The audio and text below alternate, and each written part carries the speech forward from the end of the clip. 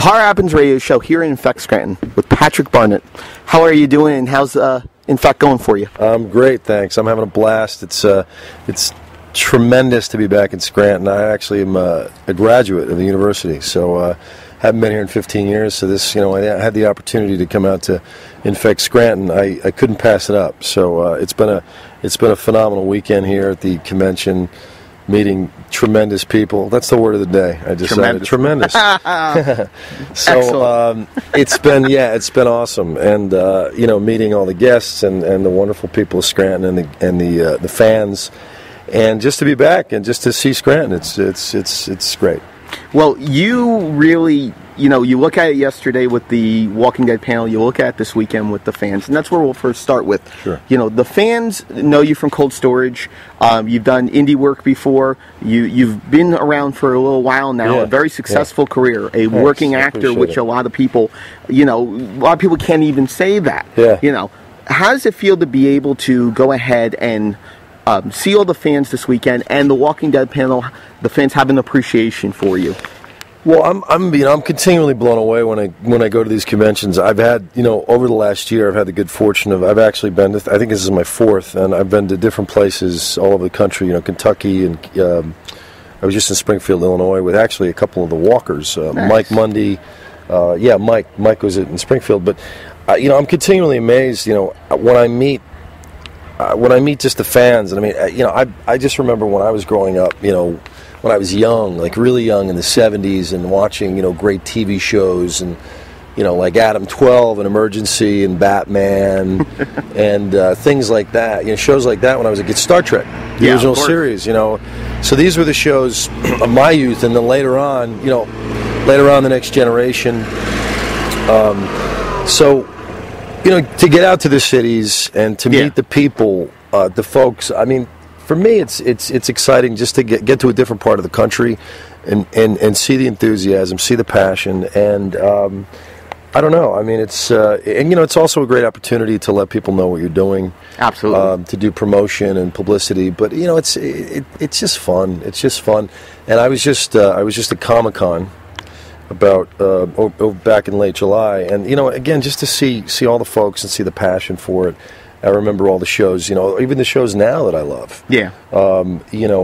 To see the fans out, dressing up, people dressed like zombies. Down at Comic-Con, people dressed, in Starfleet uniforms, and the Avengers and things like that. So it's really wonderful to come to places like this because, like I said, you see the passion. It's palpable, and it's kind of, it's a chance for people to celebrate the genre. In this case, it's, The Walking Dead. Yeah. But you go to sci-fi conventions, it's you have a whole Star Trek thing, the Star Wars thing. So it's cool. And, just to touch on the panel, I'm really just honored to be included in the panel. I worked on the webisode. That was a real treat for me. I'm a big fan of, huge fan of the genre, but of horror films. But, going back to, the original, Night of the Living Dead. Absolutely. So, when I had the opportunity, I was a Borg on Star Trek, I've done a bunch of indies and done some TV, but a friend of mine, buddy of mine by the name of Steve Katz, who I've known for years, he's an Emmy Award-winning effects artist, I found out that he was doing effects work for the show on Walking Dead, so I called him up, and Greg Nicotero I had met years ago through other makeup artists.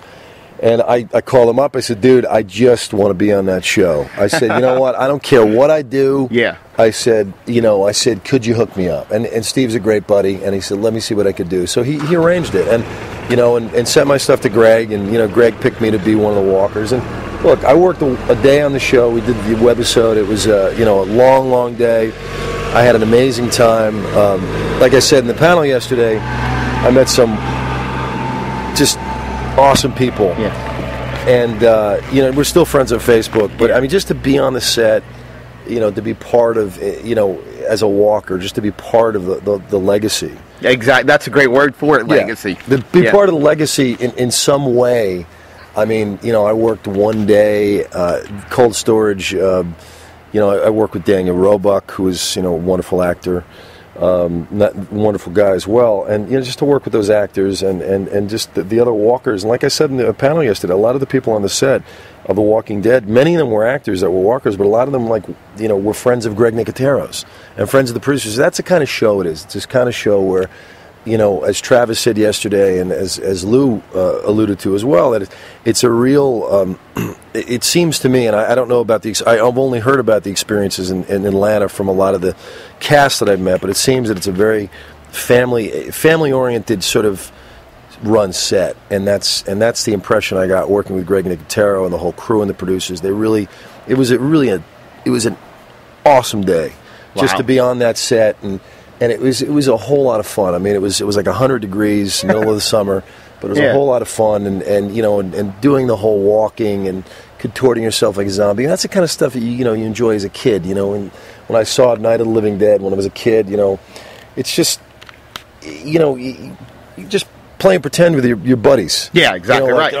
Frankenstein or whatever it is, and you can kind of tap into that. And that was just that was a really, really fun day. And those are the kind of really cool things. And to me, it's just, hey, just to be there, just to have a blast, and look to be on the panel with those cats, who I've seen, and I've met, like I said, a few of those guys from the cons, but. It was a really amazing panel just to hear the guys talk about what it's like in Atlanta, and I mean it's been great. Well, that's the thing, Patrick. You talk about different TV shows. You talk about Star Trek, Batman. They have cult icon status to them. In your opinion, working on the webisode, which the series is phenomenal. Josh Stewart, Daniel Roba, self. It's a nice take from it's the sidestep from it, but it connects it so well to the entire storyline. Sure. That's qualities that make cult TV shows. Yeah. What is the factor from The Walking Dead that really goes ahead and gives it that thing that it has that staying power? I think ultimately, it's a great question. I mean, I think the whole zombie. I mean, you look at horror, you look at TV, you look at some of the shows that have been on within the last 10, 12 years, and actually the explosion of cable TV and these great sort of epic stories that you see every week. From The Sopranos to Breaking Bad to Mad Men to Dexter, things like that. Yeah, I think it was one of those things that was bound to happen. I mean, you kind of had a couple years ago you had the vampire craze, the True Blood, which is actually. It's still big, but it's not quite as big as Zombie Mania now. I mean, it's everything zombies. It runs a cycle. It's all cyclical, right? Exactly. And basically, the vampires had their time, and eventually it was the True Blood kind of and vampirism and the obsession with Vampire Diaries, all stuff like that. It was bound to kind of for lack of a better term bleed into the mainstream. You know what I mean? Well said. Yeah. Well said. So. It really was it was basically, like I said, bound to happen. Eventually, it was going to happen, especially after True Blood, that you'd have a series that would come about. And I think really at the end of the day, it comes down to people love, and I don't care who you are, but we all love, when we're kids, we all love to be scared. Yes. And, kids love stories around the campfire, you're a Boy Scout, whatever it might be. You're out with your friends, and you tell. It's sort of like everyone loves to be scared, and everyone loves to scare somebody, whether it be your little brother or your little sister, or whatever, or wife. It's whatever. Everybody. And so it's one of those things that it's a universal thing, and it taps in. Like I'm from New Jersey, and I remember when I was a little kid. There's the fable in New Jersey, and I'm pretty much every state has this, but.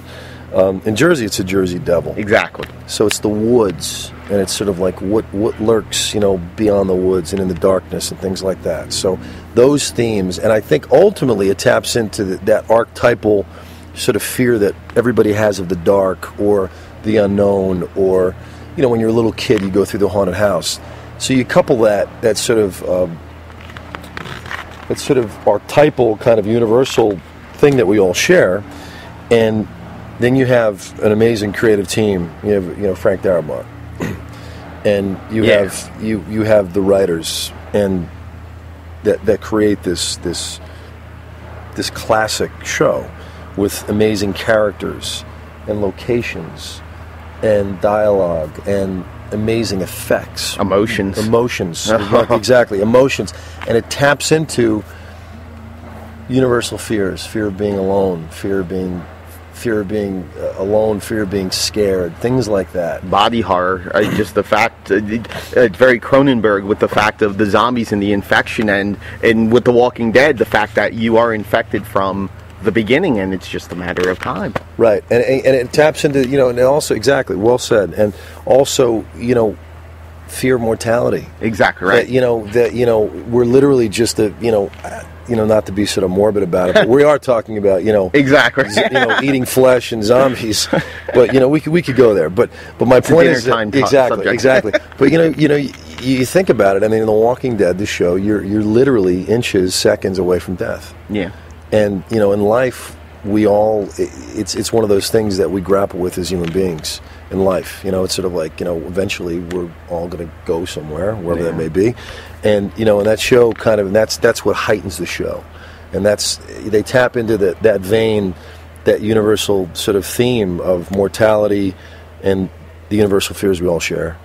And I think, and then you combine that, you have the mind of Frank Darabont and the creators of the show to, like you said, to tap into those emotions that we all sort of possess and share, that connects us. And you have amazing, eloquent TV. In the same way that you had just kind of switching genres. You had with The Sopranos. Yes. You had with Tony Soprano and the gangsters and the whole sort of a movie a week about these people. So you become invested through the amazing writing. You become invested in these characters. And then you have, like I said, with the effects, you have, K&B of Greg Nicoteri, of the brilliance of those artists, and the walkers, the sort of the sinister aspect of the walkers, all the amazing effects, and also the location. And the location, it's all about location with stories, and when the location becomes a character in a movie or a TV show. And with the prison and the fields, those specific locations are characters in the story. And that's one of the things that I love about The Walking Dead, is it's so complete, and it's done to such a high quality that, as you said, it really is kind of a movie a week, a movie an episode. It's the stuff that you see on the big screen on your television, and they put such high production quality and thought and caring into it, Patrick, that you go, you know what, I could watch this all the time, and I don't need to spend $11. I can go buy the box set and watch it, and then they do the black and white, which is absolutely incredible to add that distinction of almost a memory. It's a memory, it's and amazing a dream. What you can do with colors. Oh God, yes, memory and things like that. Yeah, it's absolutely, you nailed it, and it's it's a tremendous show, and it's just really, like I said, it's been just to have been a small part of it, and to kind of to have been there just for a day to witness and to work with Greg and have Greg direct us, and very cool. And actually there were four of us that